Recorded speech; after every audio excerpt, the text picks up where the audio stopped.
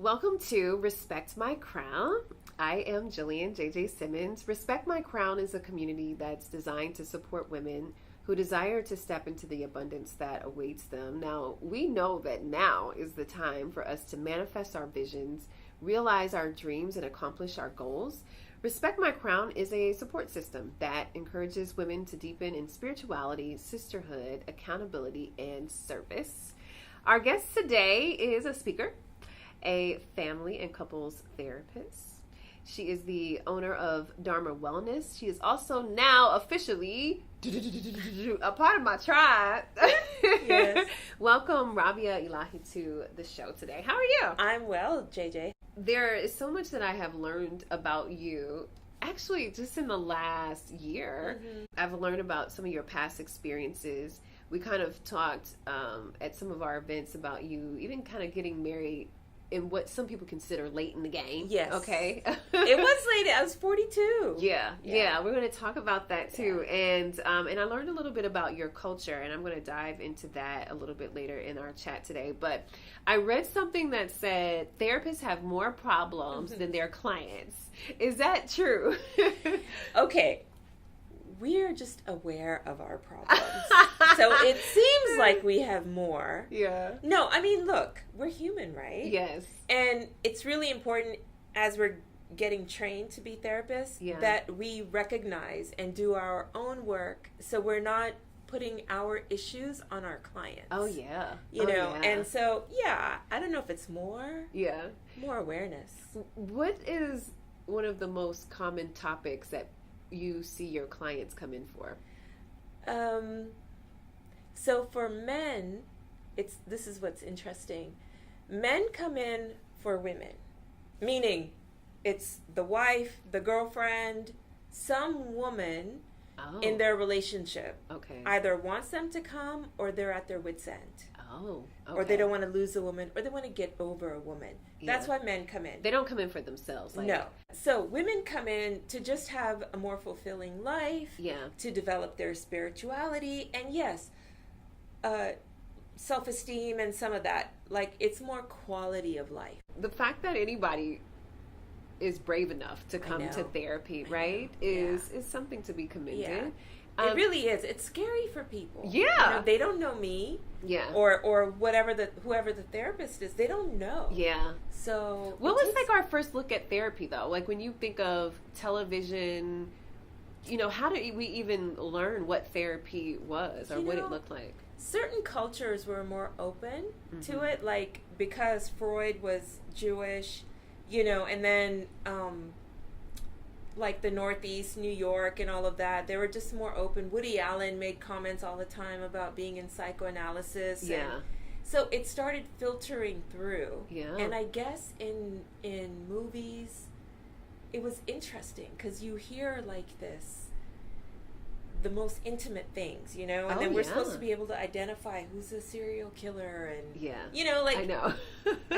so it got a little bit romanticized. Yeah. And then, you know, over time it starts filtering to like normal everyday people. Oh gosh, yeah. The more we talk about it, the more we're able to normalize it. And then Dr. Phil. He's been on TV for 15 years.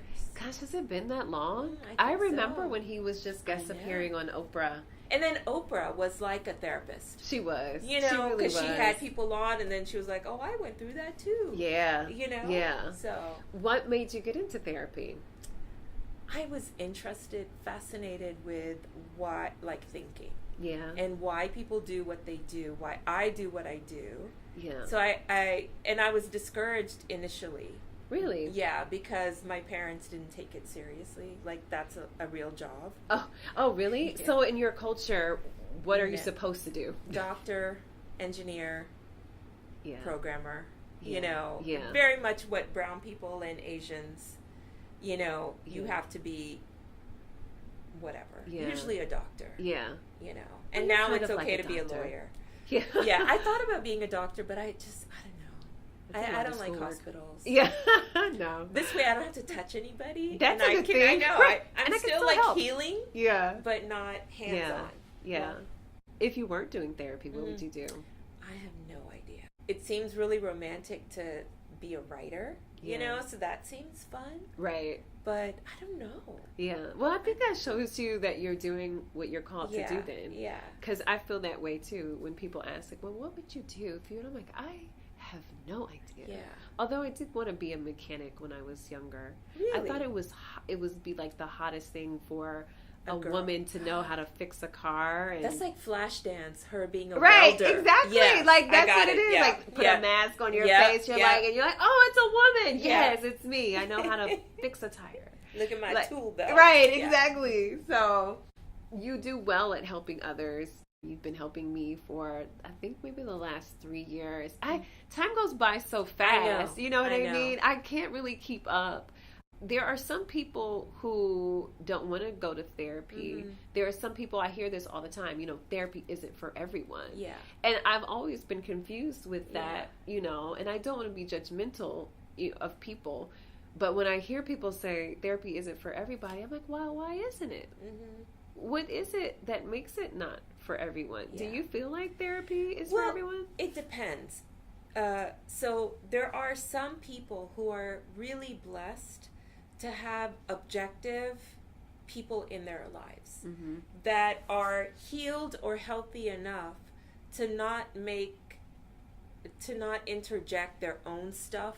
Yeah. You know, like say you have a mom that's like the most amazing mother, right? Yeah. And you can go to her and she can tell you things for, you know, she can hear you and empathize and not judge and criticize, you know, any of that. Yeah. And you can really feel like, okay, I got advice that has nothing to do with my mom. Yeah. It's really for me. If you're lucky enough to have someone in your life that can do that, that's great. Yeah. You know, but most of us are not that lucky. That's right. That's right. Yeah. Or they used to be that person in your life, and then now you need therapy because of them. Yeah. I can't go to you anymore because now I need to talk about you. Yeah. You're right. A lot of people aren't blessed with that, and there are so many issues. Like for me, for therapy, it was putting together these puzzle pieces that I couldn't put together by myself. I knew, you know, my father was the one who told me go to therapy. And I was so shocked because I've never heard of my father going to therapy, you know, or anyone in my family going to therapy. And in my mind, you know, you hear, why would you talk to a stranger?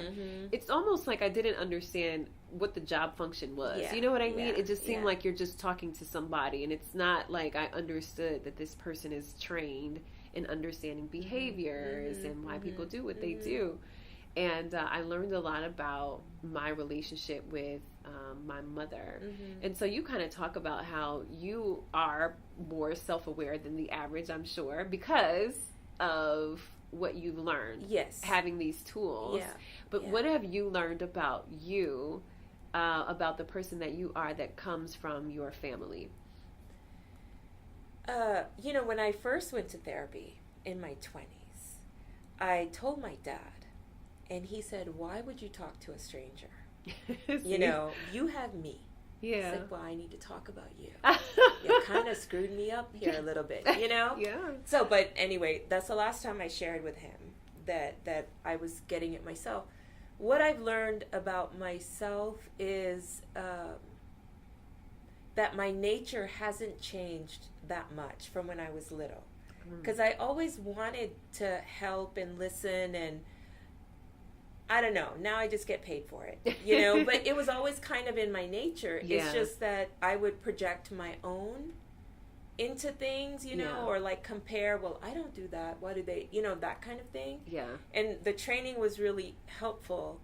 And there were other things that I always kind of instinctively knew because we came here as immigrants. And my parents, like most people will know this, the parents that come here when they're adults from another country, very prejudiced, very judgmental. Oh, yeah. And the kids that grow up here from immigrant parents have a much more sensitive idea because they can empathize. Yeah. You know, you have a different perspective. Yeah, and it took me a while. So I realized over time I saw things that my parents didn't.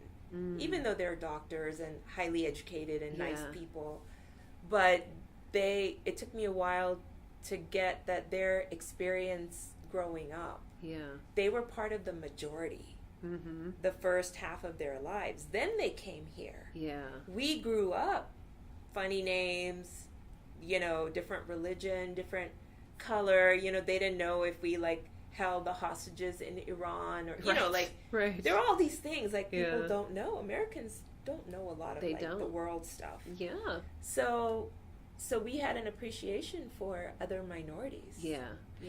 When people look at you, they don't know what. No, they don't know what I am. They don't know what you are. In Texas, I'm Hispanic. California, I'm Hispanic. New York, maybe Italian or something. Yeah. When I was in France, they thought I was Italian. When I was in Italy, they thought I was Brazilian. Oh, wow. So even in my own country, they don't think. Really? Yeah, because we look different. Yeah. So. And you, I love that about you. You've been doing something on social media about privilege. Yeah. And kind of helping people to own their privilege. Yeah. And when you look at your own privilege, what are the privileges that you see that you have? Well, I came to this country without any problems. Yeah. We had a very direct path to citizenship. Yeah. So my parents had white collar jobs that were in demand. And so we were economically privileged. We were privileged education wise. Yeah. I'm not that dark complected, so we were privileged in that way. Yeah. And opportunity, the opportunity you have when you come from another country, the traveling, because you learn so much when we travel. Yeah. But yeah, I think language, economics, exposure to different things. Do you speak another language? I do. I do. My first language is Urdu. It's URDU. Again, when we came here, my parents wanted us to speak in English. Yeah. So we wouldn't have an accent because they were so scared people would be prejudiced against us. Oh, wow. So I lost a lot of my language. Yeah. So I have it at a first grade level. Huh. So. That's interesting. I didn't know that. Mm-hmm. Gosh, there's so much to learn about you, Rabia. I know. I'm just a ball of... everything. Yeah.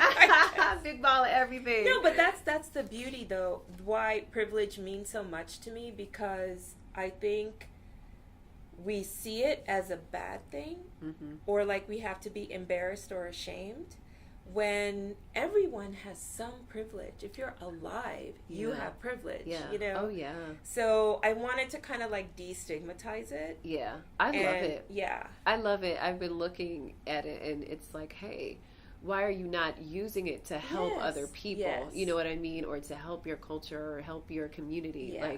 At least take a look at, okay, this is what I have. If you have the education, that some people don't have the privilege to have, then what are you doing to use it to help others? Yeah. So I do. I love that you have challenged people to really think hard about that. For people who have never gone to therapy before, who are tuned in right now, can you just give us some of the basic reasons you feel like someone should come and sit down on the couch? Yeah. Okay, so basic reason, if you are not able to function pretty well most days, that's a good sign that something's not right. Yeah. Maybe you're losing your temper a lot, or typical depression things. You can't get out of bed, or the minute you get home, you are in tears, and for no apparent reason, or maybe there is. Maybe you're going through a breakup. Oh, yeah. Or your parents are going through something, or you're pissed off because of the political climate, Everyone should be on the couch. I know. But, they're you just get this feeling that life doesn't feel right. You don't feel like you are thriving. Yeah. And I think therapy can run the gamut from not even barely surviving to wanting to thrive. Yeah. And anywhere on the spectrum, therapy can be helpful. Yeah. But I tell people when they're looking for a therapist, talk to them, interview the therapist, trust your gut feeling, because if you don't like the therapist is not going to like you. Yeah. It just is usually mutual. Yeah. And so always go where you feel like, oh yeah, okay, I can open up or I can trust. Something has to be there. Yeah. There are some barriers that stop people from coming to therapy, especially with people who are very religious.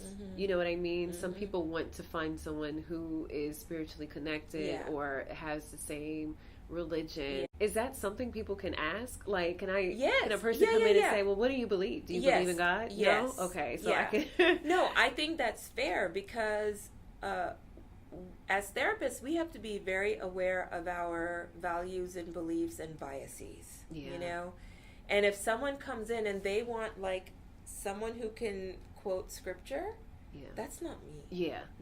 And I rather that they're like, hey, I'm looking for a Christian therapist. Sorry. And sometimes they want a Muslim therapist.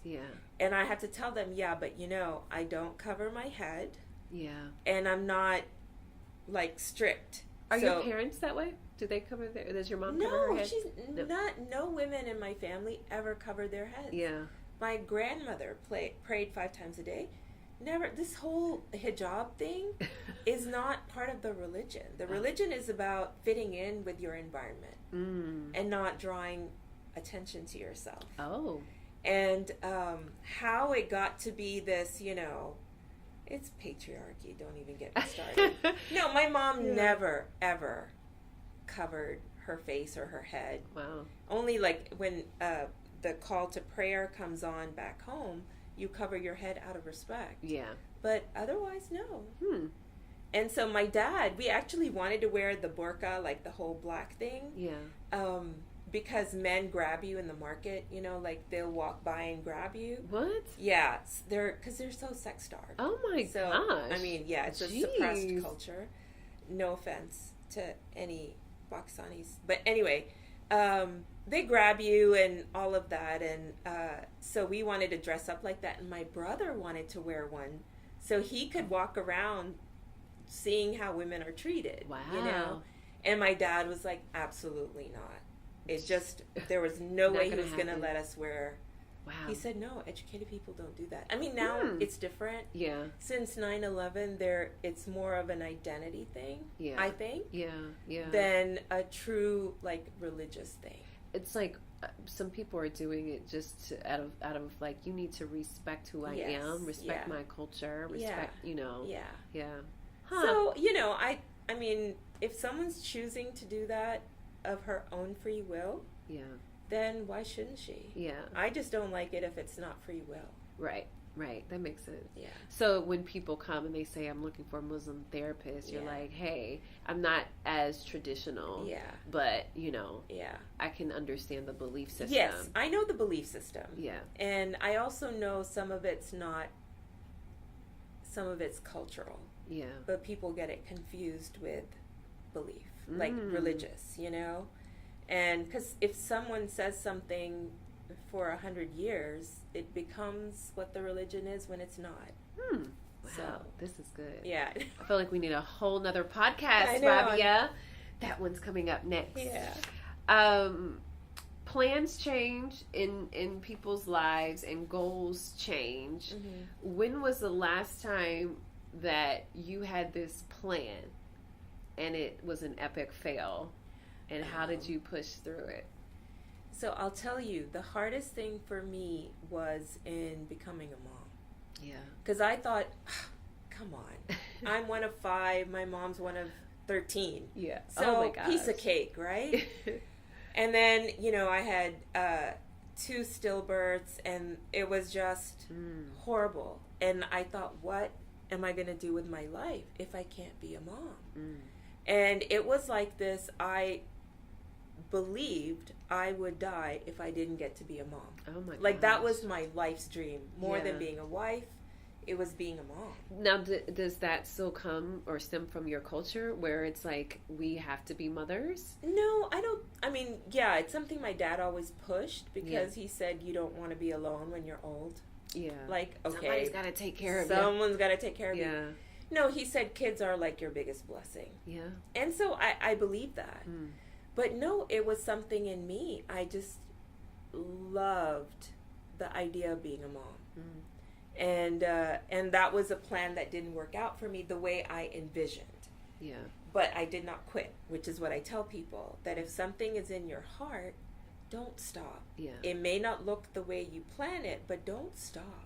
Can you share how you ended up becoming a mom? Yes.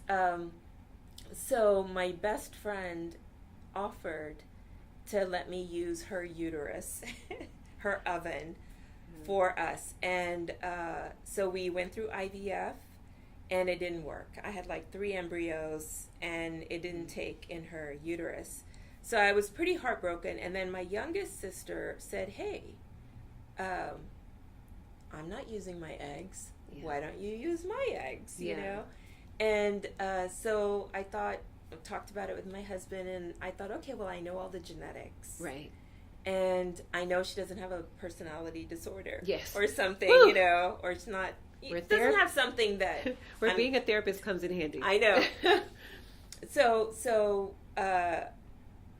we agreed, she and I actually had to go through counseling with the fertility, the IVF practice, to make sure that we knew what we were getting ourselves into. Yeah. And then I went through an agency to get a gestational carrier, which means, so people call it surrogate. A surrogate is someone who's using her own eggs and her body. Okay. A gestational carrier is someone who's carrying your eggs and sperm. Okay, like, got it. Although it was my sister's, but so we met this amazing young couple from Dallas. Oh, wow. And they're white, and so we had to make sure that, are they okay with a Muslim, and my husband's African American. Yeah. And this is Texas, so we're like, are you okay with, this? And they were like, sure, no problem. That's awesome. Yeah. And so she was amazing. Like, carried our daughter to term. So. What was that process like? Did you, are you hard. seeing the belly? Like, is she sending you pictures of the belly? belly? Like, she was going to. Yeah. She was going to make me a whole book, right, of the ultrasounds and all of that. But this is one of those things. It's I don't know. So she started bleeding at 16 weeks because initially there were twins. Like 2 eggs took. Really? One had a chromosomal abnormality, so it slowly started to go dissolve. Wow. Yeah. And this is where my daughter is like, she's been a fighter since she was in the womb, you know? So she held on, and they had to put Megan, the gestational carrier, on bed rest. Oh, wow. And I was flying back and forth from Houston to Dallas. And every time I thought, she's going to lose the baby. Because I'd already been through 2 traumas, you know? And I think that's when I started having panic attacks. And it was horrible. Yeah. But we made it, And I remember asking everyone, like, send all your good vibes, all your prayers. Because if she can make it to 24 weeks, we're good. Yeah. And at 24 weeks, she stopped bleeding. Oh, that's amazing. So... And then we went up to 36, I think. Gosh. And, JJ, my daughter was born November 13th, 2010. I found my journal November 13th, 2006. 4 years before that, to the day, I had written that, 5 embryos have been transferred in me today. Oh, wow. So in those 4 years, it's like, it was always working for me, but I didn't see it. Yeah. I gave up on, I'm cursed, I'm being punished, what did I do? I shouldn't have done this, I shouldn't have done that. Oh, yeah. Isn't that interesting how we can go to that place of the reason why these bad things are happening to me has to be because I'm a bad person. I'm bad. Like, this is what I did. I've sinned. I've done this or that. Yeah. Shouldn't have been mean to my mom. Right, right. The smallest things to the biggest things. Yeah.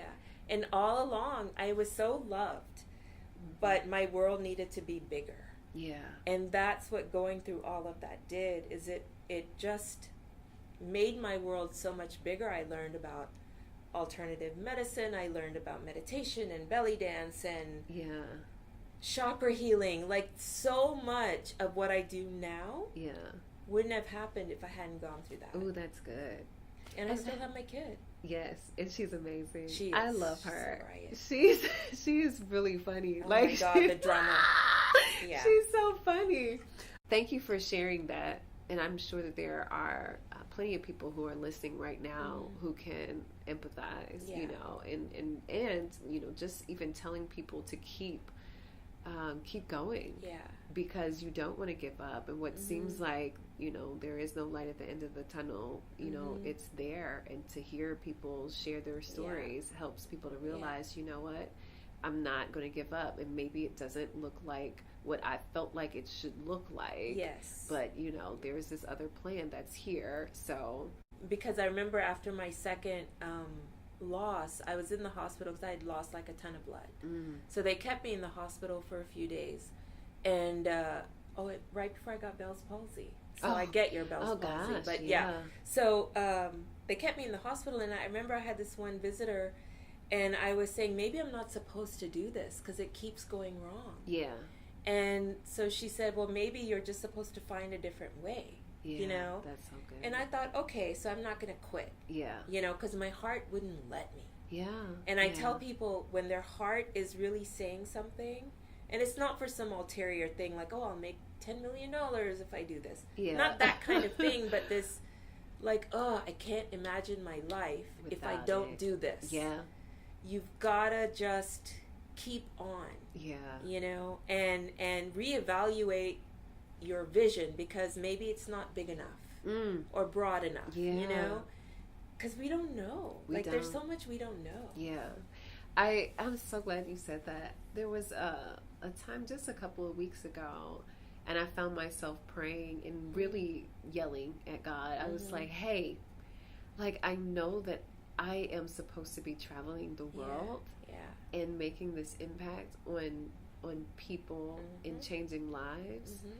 And I'm not going to stop. Like, so we need to get this together. Yes. Like, this, like, whatever it looks like, clearly I'm, you know, put the people in the right place, surround me with the right encouragement and motivation, help me to clear up this vision so it looks good. But those are the things that we have to recognize, that, you know, gosh, just don't give up on what it is that you feel like you breathe it. Like, I breathe this. You know what I mean? Like, it's gotta happen. Yeah. Finish this sentence, Rabia. If I knew then what I know now. If I knew then what I know now, I would have wasted less time on boys. Sorry. Really? I mean, I didn't study very hard in college, you know. If I knew then what I know now, I would have gone harder for my own dreams earlier. Well, you didn't even get married till late. When did you get married? 42. So it's been 11 years. 11 and a half years, Wait, what? I'm 53. Are you really? Yeah. Shut I know. up. I'm brown. I'm like, brown. wait a minute. I did not even realize that at all. Didn't you wonder how I was so mature? I know, right? That is too funny. I sneak it in there. Oh my gosh. Yeah. Oh, you look amazing. I did not that that's old, but I just didn't know that. Gosh, I did not know. Okay, so you got married at 42. Mm-hmm. We were 4 months pregnant when I got married. Oh, wow. We had gone through IVF. Oh, and so I was 4 months pregnant, and then we got married, and a month later is when my cervix was incompetent, so my daughter had kicked out her foot out of my uterus. So that's a challenge when you're first getting into marriage, right? Yeah. Well, how long were you guys together before you got married? 2 years. Okay. Yeah. Okay. But still, to think that this is how we're starting marriage off is with... it started off with trauma. Right. Gosh. So we're just now dating and getting to know each other, like, without trauma. We got that done early, so that now we can date. I know what he's like in a storm. Let's put it that way. And that's a good thing, though. I wonder sometimes if that is beneficial for people to get, like, let's get this done so we can see how this looks, you know, because you really don't know who a person is until you see them at the worst moments, right? Yes. Yeah. And I one of the things I really wanted in a partner was someone who doesn't run when the going gets tough. Yeah. Because I didn't see anyone like that growing up. Yeah. I saw women being that way. Right. But I didn't see any men being that way, you know? And so for me, he needed to be honest and have lots of integrity, or like not run when things get hard, because life is hard and messy, and it's just going to be that way. Yeah. You know, I sit on your couch all the time and talk to you about it. There are 4 elements that make up Respect My Crown: spirituality, sisterhood, accountability, and service. What does spirituality look like for you? I meditate at least once a day. Okay. Often twice. So most of the week it's twice, but do you use like an app, or do no, you do it on your own? I got trained in transcendental meditation. Okay. And so I have a mantra that I say for 20 minutes. Okay. You know, and then I follow it up with a prayer, basically where I just ask to be of highest service. Yeah. You know, so that I'm used whatever way that serves the highest good for myself and others. Yeah. So, how did your spirituality connect with your husband's? Oh no, it's very different. It's different. You know, he's always prayed before meals. Yeah. But he lost some faith after our second loss. Oh wow.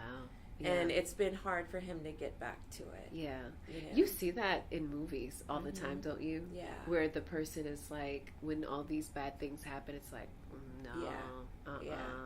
Like, I quit God. He was like, you know, I'm not praying. Why? Yeah. Yeah. So it was really hard for him. Yeah, I'm sure. Yeah. And I'm sure that there'll be a path that brings him back to whatever it is. Yeah. I want him to define it for himself. Yeah. Because you aren't like, hey, boo, let's go meditate. I tried. Not having it. No. He's like, I already meditate. Yeah, what do you do? I look off into the distance and I breathe. Okay. All right. Well, as long as you're breathing. Yeah. Okay, sisterhood. You know, what's your tribe look like? Well, okay, so my tribe, I love women that are going for it. Yeah. And who support other women. Mm-hmm. Who really, this is where my spirituality and sisterhood kind of become very similar, because I think we're all just pieces that look different, but if we were broken down to like our energy, we'd all be just these amazing sparkles of light. Yes, I know that sounds so all wacko, no, but it does. But we're so much the same. Yeah. And so with sisterhood, I look at it as I'm just like every other woman or girl. Yeah. You know, we have similar challenges. Things look different on the outside, but you know. Yeah. So to me, sisterhood is just a further refinement of spirituality, that we are one. I like that. Yeah. I love that. Is your tribe pretty big, or is it small? No, it's pretty small. Yeah. It's pretty small. Although, actually, no. Sorry. I take that back. It used to be small. Yeah. And it used to be mainly my siblings, my sisters. Yeah. Now it's pretty much anyone I meet who is heart-centered or willing to look at life in like the big picture way. And you know, so now it's almost like anywhere I go, and I learned this when I went to belly dancing to help with fertility. Yeah. Like those women I had so much in common with, just because we like to move our bodies, you know? And so they were a tribe, and my chakra healing class was a tribe, and my therapy things you're a tribe, you know? So like, so in the end, it's just one big happy tribe. Yes. Rabia has 9,000 friends. I know. Accountability. Yes. Who keeps you accountable? Who's the person that is calling you up and saying, hey, or listening to you and saying, no, Rabia, that's not what's hot in the streets right now. We need to go this way. Like, don't do it. You know, that's funny. So I have my own therapist. Yeah, the therapist has a therapist. Yes. Look at that, guys. I do not trust a therapist who does not go to therapy. Yeah, seriously. Or who's never been to therapy. That should be like a standard question. Yeah. Do you get your own therapy? If the answer is nope, don't need it, sorry. First question. So, yeah. That's good. So my therapist keeps me accountable. Yeah.